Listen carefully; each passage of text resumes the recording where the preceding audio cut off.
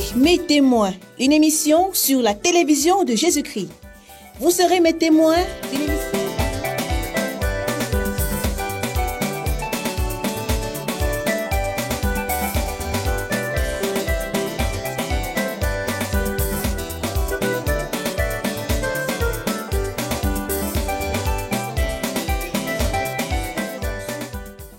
Vous serez mes témoins, votre émission sur la télévision de Jésus-Christ CVV International.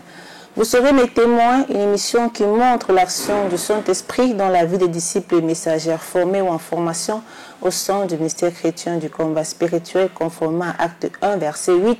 Mais vous recevrez une puissance et le Saint-Esprit survenant sur vous.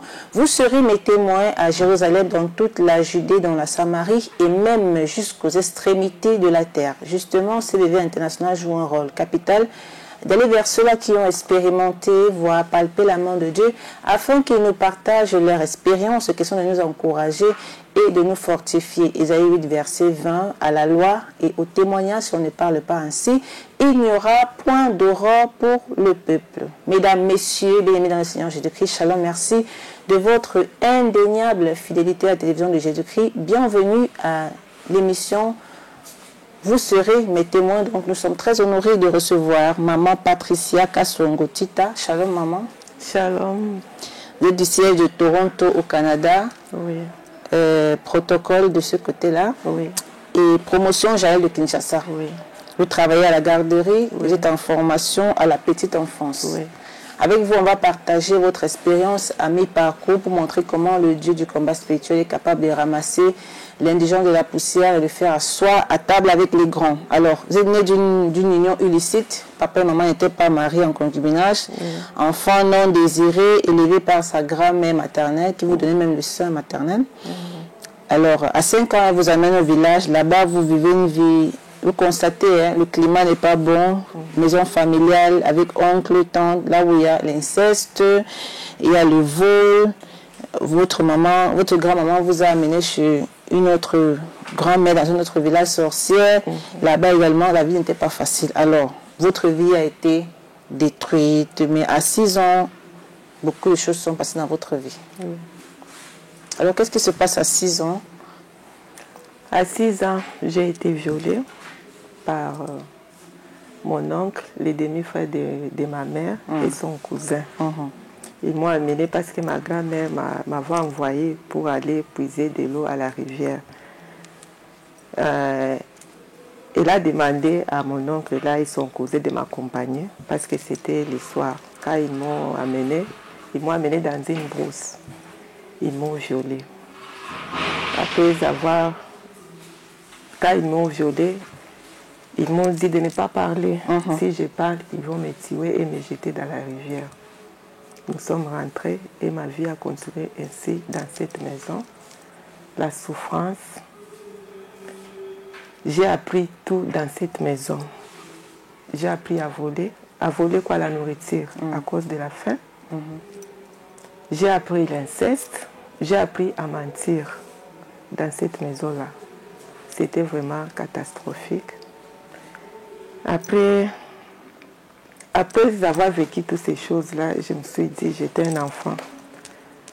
J'ai dit, pourquoi j'ai vu cette vie ici au moment où ma mère est à Kinshasa, il y a ma sœur qui est à Lubumbashi, chez mon grand-père maternel. J'ai demandé à mon Dieu, j'ai fait une courte prière là.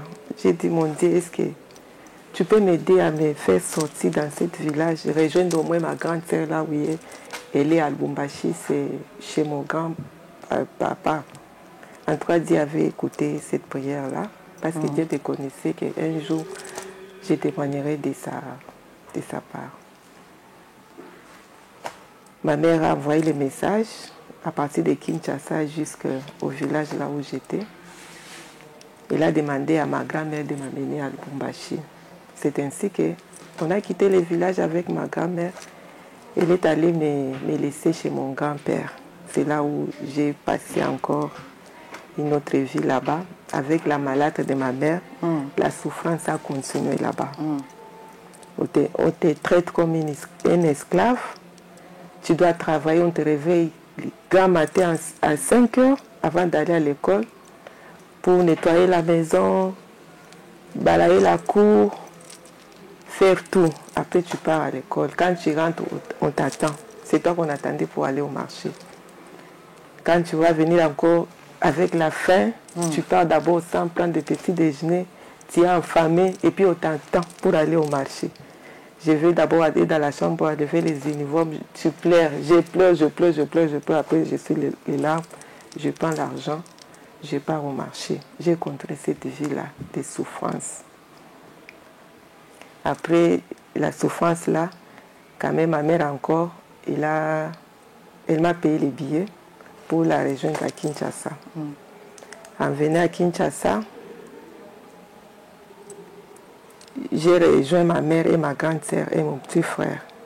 Comme je n'étais pas considérée, c'était une grossesse indésirable, ma mère ne voulait pas de moi. Et je n'étais pas considérée. J'ai vécu en tout cas des choses qu'un enfant de mon âge ne pouvait pas vivre ces choses que moi j'ai vécues. Ma vie, c'était toujours les pleurs. Les pleurs, les pleurs, les pleurs, les pleurs. Après tout cela, on a prêché ma mère le ministère. Ça, c'était au parc? C'était au parc. Il y avait une sœur là, une maman là, c'était la grande sœur de Cousineau Fernando. Elle s'appelait Tantine, j'ai même oublié son nom, si c'est Dieu, elle a prêché ma mère le ministère. Parce que ma mère nous a élevés comme ça, sans mari, elle s'est débrouillée, fait le commerce, l'échange pour nous nourrir, tout ça. Elle a prêché ma mère les combats spirituels. Ma mère est partie. Après le dimanche prochain, elle nous a amenés, moi et ma grande sœur. J'étais encore enfant, j'étais à l'école secondaire. Quand nous sommes arrivés, c'était un dimanche, on a adoré Dieu. Après le lundi, nous sommes allés pour commencer les enseignements. Elle nous a inscrits, moi et ma grande sœur, dans une classe d'affermissement.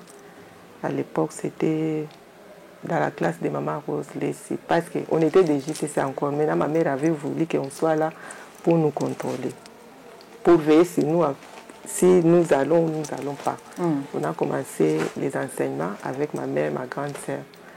Ma mère a abandonné, ma grande sœur aussi a abandonné, moi j'avais continué. Je partais à l'école avec les uniformes chaque samedi jusqu'à la part, je suis les enseignements. Après, j'ai continué, on a fini les enseignements. Nous sommes entrés à 14 jours à l'IPN. Après, nous sommes entrés à 21 jours ici à la première rue. Nous sommes sortis la promotion Jaël. Après ça, on a continué. Il y avait une église là de Pasteur Maloba qui était juste en face. Il y avait une sœur qui faisait la protocole à l'époque, c'est rêvé. Paix à son âme, elle est déjà morte. C'est elle qui m'avait amené dans cette église-là. Elle était chantre, elle chantait. Elle m'a aussi inscrit. On a commencé à chanter avec. Et puis quand on allait à la répétition, il y avait un frère qui était aussi, il priait là-bas. Il était chef de protocole. Quand il m'a vu, il s'est intéressé à moi. On a commencé une relation avec lui. Oui, on a continué comme ça, fiancé pendant 2 ans. Comme on dit toujours, les marques s'attirent.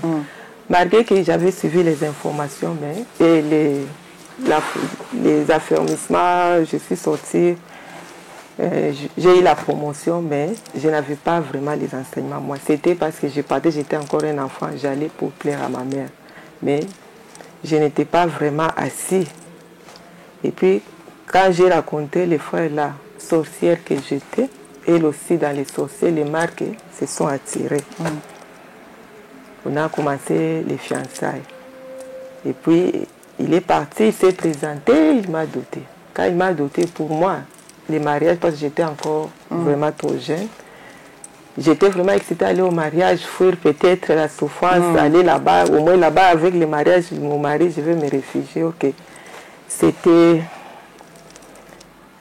Ce n'était pas comme ça. Votre mari était dans la servitude? Il était dans la servitude, oui. Il m'a marié trop jeune, je suis allée là-bas, il a versé la dot. Après qu'il vienne verser la dot, j'avais quand même des révélations là, montrer que ce n'était pas mon mari, tout ça. Mais moi, ignorante que j'étais, j'ai dit non, peut-être ce sont des rêves, je pars. Je suis allée, il a versé la dot. Normalement, on devait faire les mariages civils et religieux, mais ça ne tenait pas. Il y avait toujours des blocages. Je suis restée une année, maintenant sa famille a dit non, quand même c'est la femme, on a déjà douté, pourquoi elle doit rester là-bas? On doit aller la chercher. Moi, j'ai fui chez nous, je suis allée parce qu'on m'avait déjà douté. Quand je suis allée, j'ai trouvé les maris. Ils louaient une maison là de 2 chambres, salon. J'ai trouvé, il y avait au moins 20 personnes dans cette maison-là. C'est lui qui prenait charge de sa famille. Moi, je pensais là-bas, je serais heureuse. Or que je suis allée encore souffrance et souffrance. J'ai commencé à souffrir. Mon mari ne me considérait pas. Il ne me prenait même pas comme sa femme. Tout il faisait avec sa famille, même l'argent du marché, c'est sa famille qui faisait tout. C'est sa famille qui achetait la nourriture, c'est sa famille qui avait ses avis.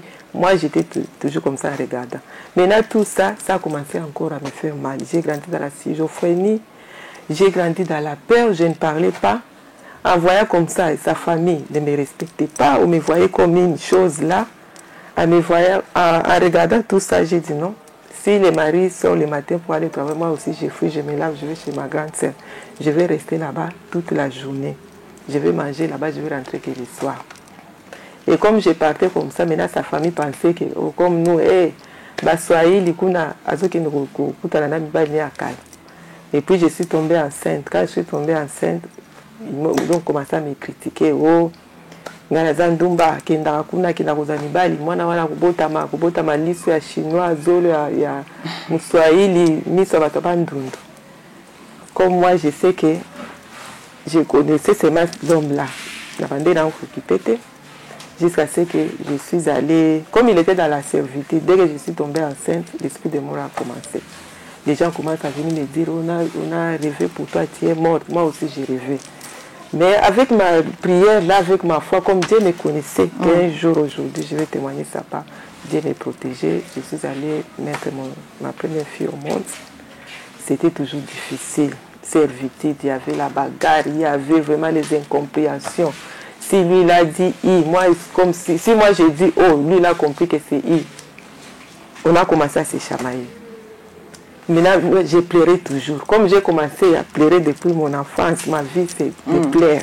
J'ai pleuré toujours, j'ai pleuré toujours. Je n'étais pas vraiment heureuse. J'ai continué comme ça. Comme je savais la loi de ma famille, dans ma famille, on ne se marie pas. On ne se marie pas. J'ai dit, là, nous, on nous a mis au monde comme ça. Chacun son papa. Et c'est comme ça la loi de la famille des morts. La condamnation, c'est le célibat, l'esprit des morts, folie, l'humiliation et la pauvreté. Moi, je me suis dit, nous, on nous a mis au monde comme ça, chacun avec son papa. J'ai dit non. Je reste comme j'ai déjà mis au monde un enfant ici. Je ne veux pas. Je suis encore trop jeune. Si je quitte ici, je vais là-bas. Je vais risquer encore de répéter encore l'histoire de ma famille. Je reste seulement là. Mais dans ma famille, et toi, tu souffres, tu dois quitter. J'ai dit, je dois rester. Je reste seulement ici.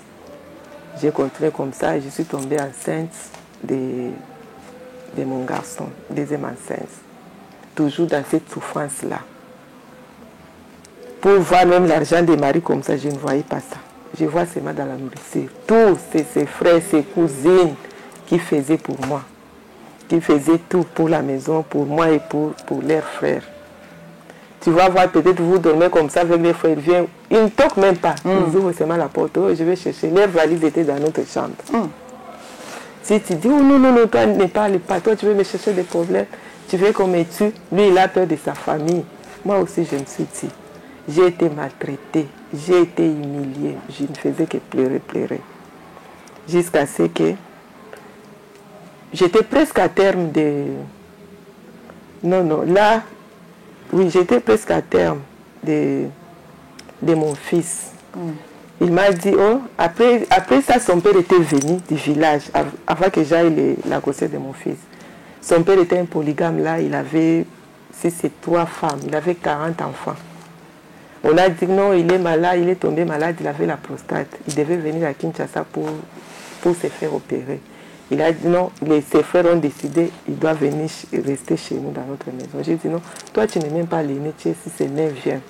Il n'a qu'à aller rester chez tes grands frères là, ils ont des grandes maisons. Nous, on n'a que 2 chambres, salon et 2 chambres. il va commencer à dormir où? Parce qu'on a déjà beaucoup de gens ici, on est 20 personnes ici. Ils ont dit non, il va venir seulement ici. En fait, le papa est venu. J'ai commencé à m'occuper de ces papas-là comme un papa. C'est moi qui faisais tout, qui lavait ses habits, qui faisait la nourriture, tout c'est moi qui faisais. Alors comme je l'ai habitué comme ça, si même je ne suis pas là et qu'il veut se laver, il va m'attendre jusqu'à ce que je vais venir même à 20h pour que je transporte pour lui les seaux à la douche pour qu'il se lave. Si je ne suis pas là, il va m'attendre jusqu'à ce que je vienne, je dresse pour lui la table. Ça continue comme ça. Et puis, j'ai remarqué, quand le papa était là, si je dors, je rêve, je couche toujours avec un homme. J'ai dit, ah, ça a commencé maintenant à me... Pourquoi quand je dors, je fais toujours des rêves, je couche avec un homme? C'est qui? C'est le mari ici ou bien c'est qui? Même la journée, tu dors sur la chaise comme ça, tu couches avec un homme. Les choses ont commencé à s'empirer. J'ai dit non, non. Maintenant, là, j'ai commencé un peu à aller à la prière à la 17e rue légèrement. Ça, c'est en 2007, 2008? Oui, ça, c'est en 2006. J'ai commencé à venir. Là où nous sommes d'abord à Angiringiri. J'ai commencé, j'ai le temps, je viens, j'entre dans les chaînes de prière, puis je rentre. Maintenant, j'ai pris ces problèmes-là en considération. J'ai dit non, non, je dois savoir. Quand j'écoute les enseignements, j'ai dit je dois savoir qui vient coucher avec moi. C'est les papas de mes enfants aussi, c'est qui? Je me décide d'entrer en prière de 3 jours. J'ai fait la prière de 3 jours. C'est en deuxième jour, j'ai fait un rêve. J'étais assise dans ma chambre. J'étais seulement en sous-vêtements. Et je vois le papa de mes enfants là, il est en train de se préparer pour aller au travail. Je vois mon beau-père là, ouvert la porte, et puis il était en sous-vêtements. C'est là où j'ai dit, donc c'est le papa ici qui vient pour coucher avec moi. Alors j'ai dit à son fils, est-ce que tu as vu ton père? Il a dit non, je ne le vois pas. Mais ton père, maintenant quand il a ouvert la porte, il a vu que je n'étais pas dormi, j'étais assis. Il m'a regardé, moi aussi je l'ai regardé. Maintenant il a commencé à partir comme ça, comme ça, comme ça. J'ai dit, tu as vu ton père, c'est lui qui vient coucher avec moi. Maintenant j'ai su qui vient coucher avec moi. Les rêves étaient finis, je me suis réveillée. J'ai dit, ah bon? J'ai continué la prière. Même les placentas étaient déjà déchirés. J'avais saigné dans les ventres. L'enfant était déjà... Il a fait même caca dans les ventres. Quand on a sorti l'enfant ne respirait pas. Donc pour moi, on a appelé même les parents de mes enfants. On va sauver une personne. Soit la maman, soit l'enfant. Moi, j'ai dit, Dieu, souviens-toi de moi. Je ne vais pas mourir et je ne vais pas perdre l'enfant. Mais Dieu avait fait grâce. Amen. Ni moi, ni l'enfant. L'enfant, quand on a sorti, l'enfant ne pleurait pas. Il était presque mourant. On a pris vraiment le temps de réanimer. 30 minutes après, et puis l'enfant a réagi un peu. Et puis on a commencé, puis l'enfant, c'était comme ça. Dieu m'avait sauvé. Après, 2 jours après, j'ai commencé à rêver. Les gens qui avaient comploté, les gens de la famille ils ont comploté pour moi pour que je meure. J'ai rêvé cette rêve-là 3 fois la nuit et la journée. Maintenant, j'ai commencé à prier, j'ai dit merci Seigneur parce que tu m'as montré mes ennemis, merci comme ça. Dieu a dit je vais venger pour toi. Et Dieu avait vengé pour mes ennemis qui allaient me tuer. Elle était morte, même qu'avec moi, mais elle était morte avec son fils. La femme de son grand frère, il a fait un accident. Sa tête était brisée. Tous les 3 là, l'autre là, il fait accident aussi sa main. J'ai eu même peur, même j'ai commencé aussi à intercéder encore pour eux. J'ai dit Seigneur, aie pitié, laisse-les. Après, vous avez continué votre vie? Oui, on a continué la vie avec cet homme-là, comme ça, toujours comme ça, dans la souffrance, dans l'humiliation. Comment vous êtes séparés finalement? Finalement, nous sommes séparés comment? Quand j'ai vu ces choses-là, maintenant je me suis donné corps et âme à prière. Je me suis réfugiée maintenant à la prière. Quand je venais avec les enfants, je vais le matin, je suis à la chaîne de prière. J'ai commencé maintenant à chercher ma délivrance. Je pleurais toujours à Dieu. Maintenant, c'est là où je rêvais. Un jour, le papa de mes enfants vient me dire, oh, parce que lui, il allait seulement consulter les prophètes.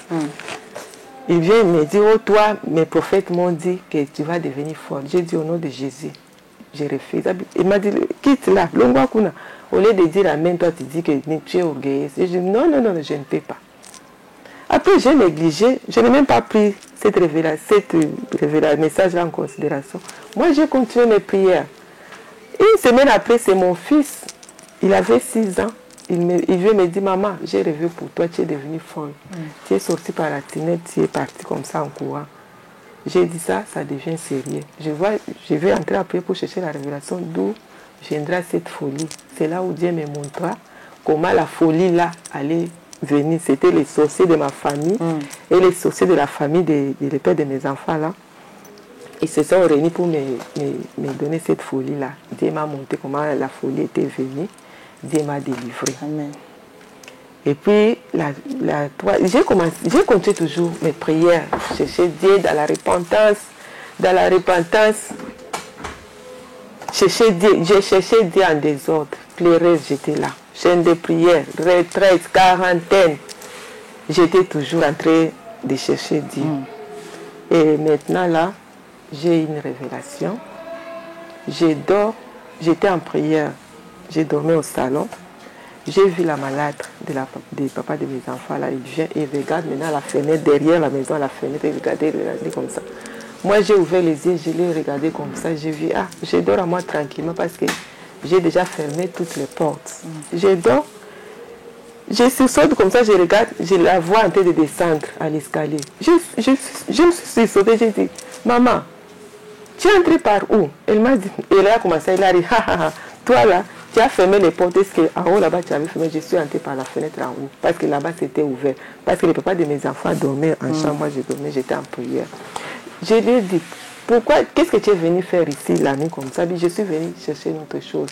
Toi là, tu commences à nous embêter, toujours de prier, de prier. Maintenant, notre chose là, ça ne fonctionne pas. C'est pourquoi je suis venu prendre ça, aller donner à mon fils, parce que c'était sa malade. Son fils, il était encore étudiant. C'est le père même de mes enfants qui avait payé les études. Maintenant, quand il a fini les études, il était en stage professionnel. Il a dit, je n'ai pas donné à son petit frère là. J'ai dit, ok, comme tu es venu récupérer votre chose, tu n'as pas pris, ni moi ni mes enfants, c'est votre chose. Gloire à Dieu. Je me suis réveillée. Le matin, j'ai dit à papa de mes enfants, écoute ce que j'ai dit, la maman là, elle est venue ici prendre les choses, il a pris une pièce, il m'a montré une pièce comme ça. Maintenant il m'a dit, pourquoi toi tu n'avais pas pris ça? Il fallait récupérer ça. Et comment je vais récupérer? Dieu ne m'a pas donné la permission de récupérer. Comme elle a pris les choses, moi, gloire à Dieu.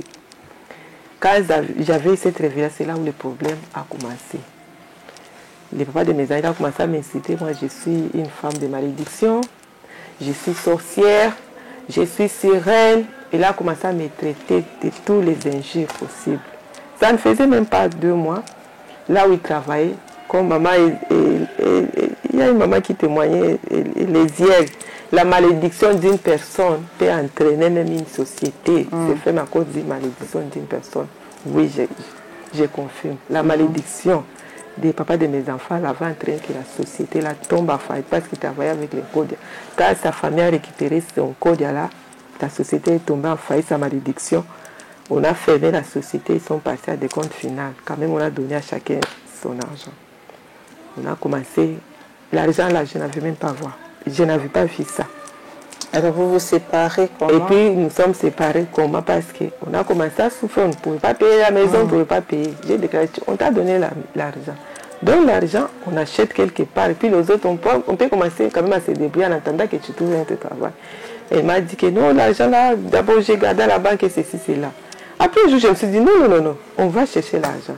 Il m'a dit quel argent que je vais te donner que toi tu cherches. Quand j'allais travailler là, est-ce qu'on partait avec toi? Tu n'auras rien. D'ailleurs, tu es une femme de malédiction, je ne vais pas te voir. Si je continue de vivre avec toi, je vais mourir. Je vais mourir. Tu es sérieux? Oui, je ne vais pas te voir. Je vais ressusciter ma mère et mon père. Tu es la femme de malédiction. Elle m'a chassée de chez lui. J'ai dit non, je ne peux pas partir comme ça quand même tu m'avais épousé. J'ai appelé ma grande sœur, j'ai appelé son oncle. C'est quel problème? Elle a dit non, moi mon problème. D'ailleurs, elle m'a empoisonné. Que moi je l'ai empoisonné. Je l'ai empoisonné, j'ai le poison. D'ailleurs, dans un mois, je vais mourir parce que j'ai le poison. On m'a dit l'empoisonné, je vais l'empoisonner pour gagner quoi. Elle a construit un immeuble que je l'empoisonne pour moi, j'hérite ou quoi. Je n'ai rien, et puis il ne m'a rien donné. Qu'est-ce qu'il met dehors? Il m'a jeté, il m'a chassé. Et puis quand il m'a chassé, là, il ne m'a même pas donné même $10 ici. Je suis sortie comme ça. J'avais tout laissé. je suis partie. Quand je suis partie avec ma grande sœur. Je suis allée habiter chez ma grande sœur. Les enfants étaient restés. J'ai dit, en connaissant sa famille, j'ai dit, si je laisse mes enfants, il n'y aura pas de bon. Le lendemain, j'ai pris mon petit frère, j'ai dit, va me laisser. Il m'accompagne, il n'était même pas là. J'ai vu les enfants. J'ai dit, je ne veux pas même prendre les enfants absents, je vais l'attendre. Comme il y avait un séminaire, là, un café qui était pour la JCC, il est venu, j'ai dit, je suis venu prendre les enfants. Il m'a donné les enfants, je suis rentrée avec les enfants. On est venu à la prière, après nous sommes allés à Bandar. Après 2 jours, il m'appela pour me dire où sont les enfants. J'ai dit, nous sommes à la prière. Après, il m'a dit, ok, comme toi tu as pris les enfants là, tu es parti avec, je ne vais pas les supporter. Et là, il m'a abandonné comme ça avec les enfants. Moi aussi, je suis restée. C'est là où maintenant la calvaire a commencé.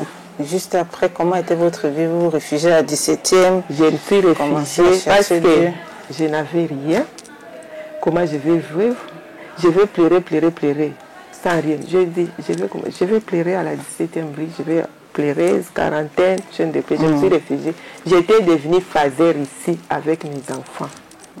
Il y a même ma promotion, il y a maman Yenga, maman Marceline. Vous connaissez comment j'étais avec mes enfants. Je pense qu'il y a certains aussi me connaissent avec comment je marchais ici avec les enfants. Et puis je me suis dit, avec cette malédiction, je vais commencer à travailler à l'intendance. C'est comme ça que j'ai commencé à travailler à l'intendance avec mon cœur. Je me réveillais peut-être avec l'éveillé 5 h du matin. J'ai commencé à balayer là où on a construit, ça nous donnait. Il y avait un arbre comme ça là où les curés faisaient les cures d'âme. C'est moi qui balayais là-bas. J'ai commencé à balayer. En 3, je me suis donné, j'ai dit, Seigneur, aie pitié de moi.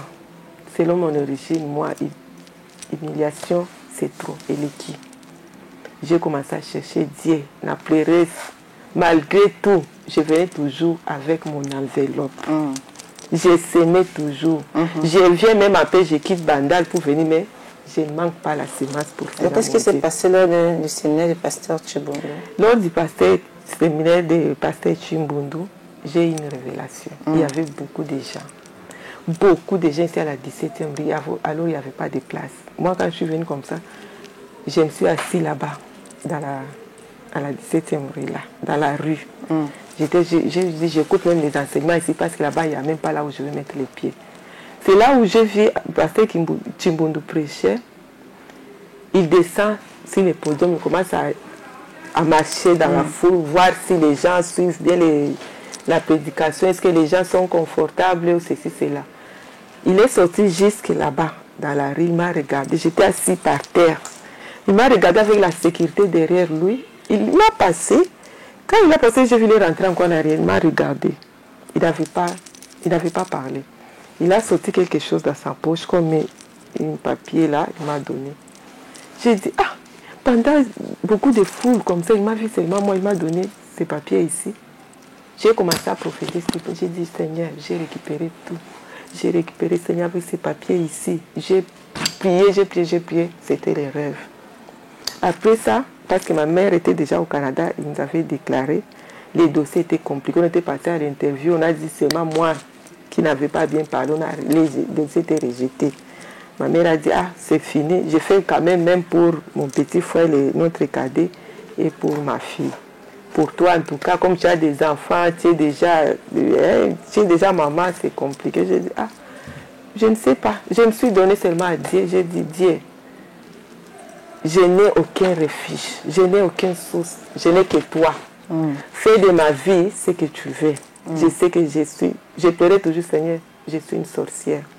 Et j'avais une verset là que je peux, c'était Juge 6, là où les enfants d'Israël avaient fait, et puis l'Éternel avait livré. C'est le verset là. Et puis là, il y a un verset, je pense à Zacharie, que tu as les plaies, si on te demande d'où viennent ces plaies. C'était mes 2 versets fétiches que je pleurais toujours à Dieu. Parce que ma vie depuis mon enfance. Et là, vous avez une révélation où Dieu vous dit qu'il a écouté. Là, j'ai une révélation. Il y a un jour, je venais avec mes enfants, ici, 17e rue, la nuit, avec mes 3 enfants toujours. Un au dos, les 2, je tiens à la main comme ça. On traverse, on fait. Il y avait quand on traverse comme ça.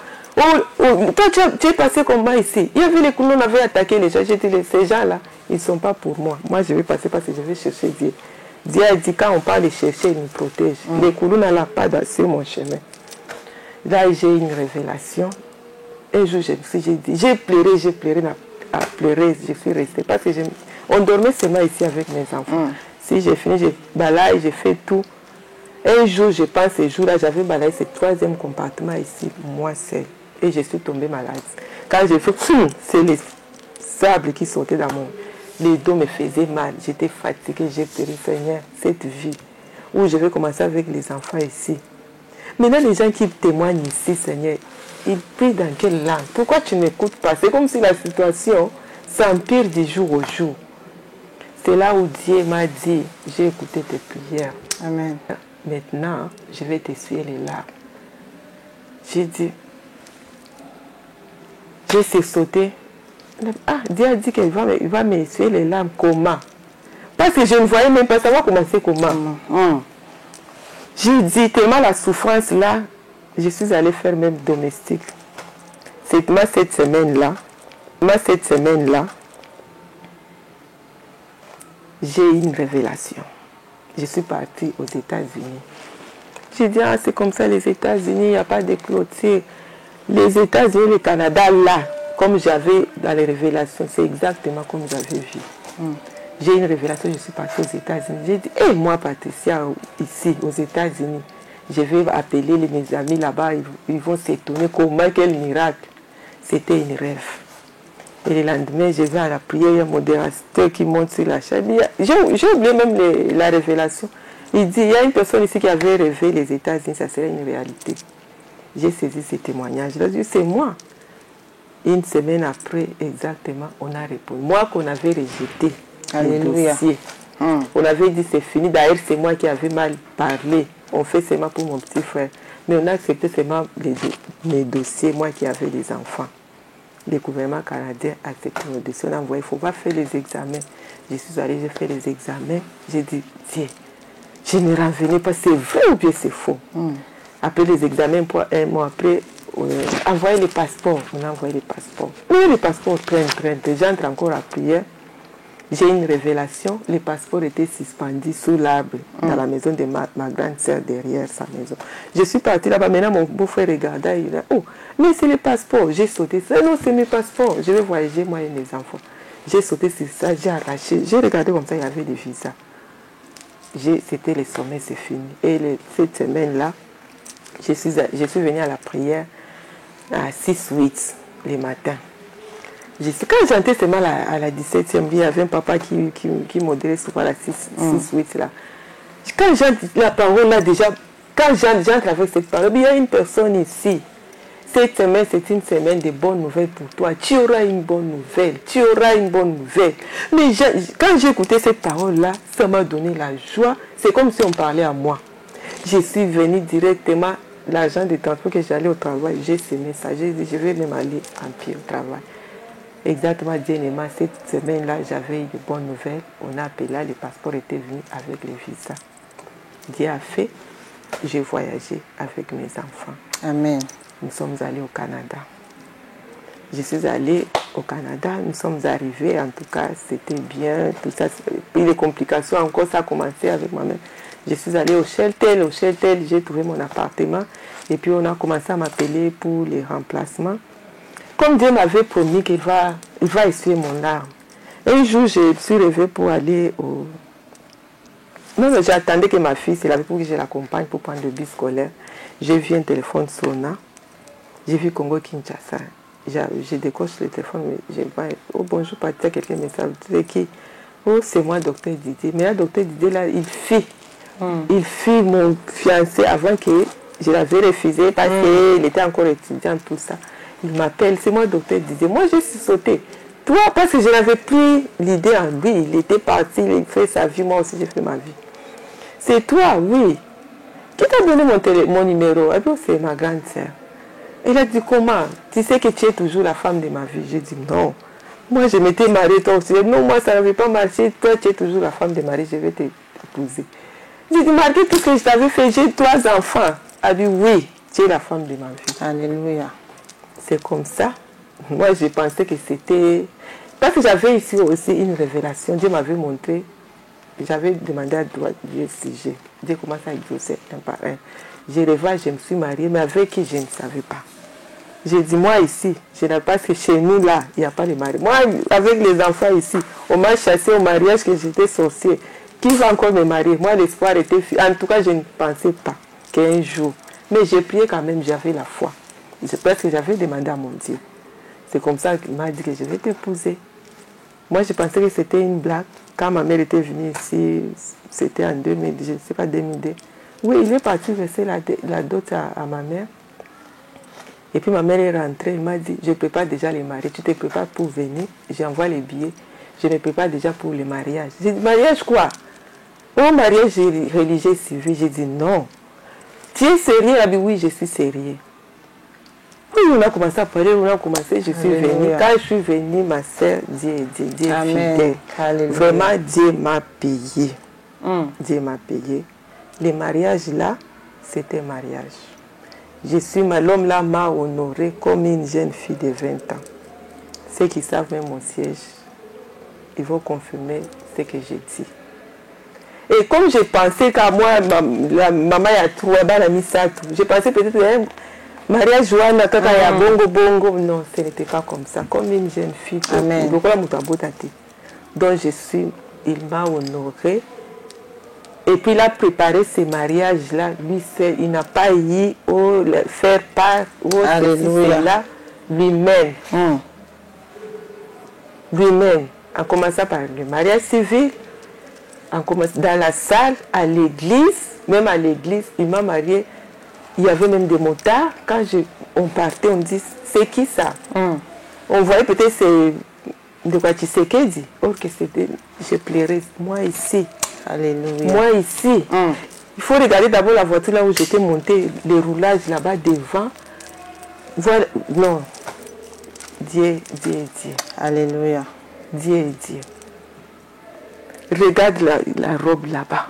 Comme une jeune fille. Je te dis, ma soeur, Dieu est témoin. Les gens qui étaient prêts peuvent même témoigner pour moi. Amen. Comme une jeune fille de 20 ans. Tout le monde regarde. Ça, c'est une maman de 3 enfants. Non. Maintenant, les gens, même nos parents disent, ils doivent dire à mon mari, tu voulais faire de cette fête quoi? Parce que c'était trop. Il avait exagéré. La nourriture, les boissons, tout, la salle, tout. Les parents ils regardent, tu voulais faire de ces fêtes ici quoi? Les gens ont mangé, ils ont pris la nourriture dans les markets, jusqu'à les petits. La nourriture là, on nous a mené à la maison, on a rempli des congélateurs. On a partagé la nourriture là, ne se terminait pas. Dieu m'a payé. Et puis il m'a donné pas n'importe quel mari, c'était un docteur pédiatre. Et puis il est médecin directeur dans un hôpital de la place. En tout cas, j'ai béni les dieux de papa et de maman Hollande. Et pendant que je venais là, je travaillais ce contrat. Quand je suis venue, après le mariage, je suis venue voir mon mari. J'ai demandé les congés, on m'a donné un congé de 1 mois. Moi, j'ai fait 2 mois. Quand je suis rentrée, la direction a dit c'est fini. D'ailleurs, son contrat est déjà fini. Le travail, là, c'est fini. Mes collègues m'appellent Patricia, j'ai dit, c'est elle qui a dit, mon Dieu que j'ai travaillé. Il est le Dieu des œuvres achevées. Le Dieu avait dit, il m'a essuyé les larmes. Les larmes qui vont commencer à sortir sur mes larmes, ce sont les larmes de joie et non de pleurs. Parce que j'ai déjà pleuré toute ma vie. Maintenant, là, je ne pleurerai plus. Ça, c'est... Moi, j'étais tranquille. Et puis, je suis rentrée, je suis allée. Ma directrice m'a vue. Les gens, tout le monde était surpris que c'était ma fin. Je ne vais pas rentrer au travail. Mais ma directrice m'a accueilli. J'ai retourné à ma classe et à mes heures. Tout le monde était étonné. Après quelques mois, comme elle partait en retraite, je suis allée, j'ai dit, je travaille sans contrat, mon contrat était fini. Moi, j'ai travaillé sur le contrat d'1 année. Elle m'a donné un contrat permanent. Alléluia. Les autres là, ils n'ont pas dit non, moi, vos problèmes ne me regardent pas. Elle m'a dit, ferme la bouche. Elle m'a donné un contrat permanent. Après ça, j'avais demandé la nationalité. Après des blocages, j'ai dit non. Maintenant là, j'adore. S'il y a un problème, j'adore ces Dieu. J'envoie les dossiers, on remet. Pendant 1 année, j'envoie. Mais qu'est-ce qui se passe au juste? J'ai dit, Seigneur, toi tu m'avais dit que c'est fini, tu vas me payer. Je vais avoir la nationalité. J'ai encore envoyé les dossiers. Cette fois-ci, je me prépare aussi pour venir au Congo voir mon mari. C'était l'année passée. Jusqu'à je suis venue en novembre. En décembre, on m'a envoyé une email. On a accepté mon dossier. On m'a dit qu'il va faire examen. On m'a donné même la date. J'ai dit, je vais faire l'examen ici au Congo encore. Et avec les courants, avec ceci, mon mari a dit, je vais t'acheter le Wi-Fi. Tu vas faire ici. Je ne me suis même pas préparée, comment et tout ça. J'ai eu peur maintenant. La peur maintenant commence à... J'ai appelé même notre coordonnateur. Est-ce que tu peux écrire l'immigration pour me donner un peu le temps quand je vais rentrer? Je vais faire l'examen là-bas pour que je me prépare un peu. Ah bien, on va écrire. On a écrit, l'immigration a refusé. On dit non, mais tu vas faire l'examen. Si tu ne fais pas les dates qu'on a données, on va t'appeler pour venir faire sur place. J'ai dit, mais j'attends que le Saint-Esprit me dise, pourquoi tu as peur? Tu n'as pas confiance à Dieu? Fais l'examen. J'ai fait l'examen. Maintenant, quand j'ai fait l'examen, j'étais ici au Congo. J'ai fait l'examen. Maintenant, quand tu fais l'examen, ils ouvrent les caméras. Il faut que tu sois dans un endroit calme, que les gens, tu ne parles pas aux gens, que tu sois concentré. Maintenant, il y avait un enfant qui venait toujours. Il y a aussi, mon mari était là, il me dit, ça va, ça marche. Moi, j'ai dit, restez là-bas, que tous les gestes là, ils voient la caméra. Après, à la fin, ils ont vu quand même les images déjà. Et après l'examen, quand j'ai fait l'examen, j'ai filmé. Ils m'ont envoyé l'email, ils m'ont dit, oh, si on trouve que tu parlais avec les gens, on va annuler l'examen. Et je suis venue à la chaîne de paix avec ma sémence. J'ai dit, Seigneur, tu es le Dieu des œuvres achevées. Toi, tu m'avais dit, tu as écouté mes prières, maintenant tu vas me bénir. Je sais que cette nationalité-là, j'en aurai. Je suis rentrée. Directement, on répond, mais moi, on répond directement, on ne m'avait pas répondu. Je suis rentrée au Canada. Après, j'ai dit, pourquoi on ne me répond pas? Ça commence à m'estresser. Et puis, c'était, ma résidence avait expiré. J'ai appelé même les intervenants pour renouveler ma résidence. On m'a donné même les rendez-vous. Elle dit, oh, viens demain, tout ça, pour renouveler la résidence. Les rendez-vous étaient vendredi. Le jeudi, l'immigration m'a envoyé l'email que j'ai reçu. Je me prépare pour la prestation de serment. J'ai dit, waouh! J'ai béni Dieu. En tout cas, je viens remercier Dieu. Amen. Bien-aimés, nous comprenons que Dieu est bon. Notre maman Patricia a vécu dans une enfance compliquée. Maison familiale avec l'inceste, le viol, la sorcellerie, le vol, la malédiction et l'inconsidération. Elle a grandi comme ça. Elle s'est même mise dans une relation avec le papa de ses enfants qui n'a pas marché, toujours humiliée. Elle s'est souvenue du Dieu du combat spirituel. Elle est revenue à la prière. Elle a cherché Dieu. Dieu lui a fait des promesses.